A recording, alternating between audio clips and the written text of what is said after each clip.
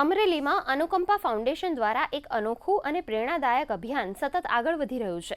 આ શ્રેણીમાં રાજ્યસભાના સાંસદ તથા જાણીતા ઉદ્યોગપતિ ગોવિંદભાઈ ધોળકિયાએ 250થી વધુ વડીલ યાત્રિકોને લઈને નીકળતી 5 બસોને લીલી ઝંડી આપી પ્રસ્થાન કરાવ્યું હતું।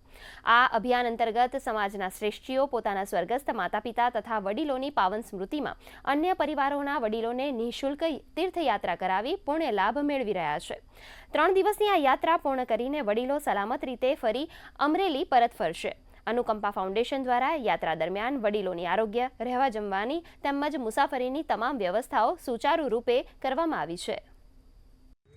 વડીલોને યાત્રાનું જે આયોજન કરેલ છે તેમાં આજે 5 બસ અમરેલીથી ઉપડીને સોમનાથ જશે, સોમનાથથી દ્વારકા અને દ્વારકાથી આવશે। આ 3 દિવસ યાત્રાનો જે પ્રોગ્રામ બનાવ્યો છે સંચાલકો છે એનો ખૂબ ખૂબ ધન્યવાદ સાથે અભિનંદન આપું છું। અમારો સંકલ્પ 1000 આવા સિનિયર સિટીઝનો વડીલોને યાત્રા કરાવવાનો હતો। એના ભાગરૂપે અત્યાર સુધીમાં 350 જેટલા વડીલોને યાત્રા અમારી સંસ્થા કરાવી ચૂકી છે।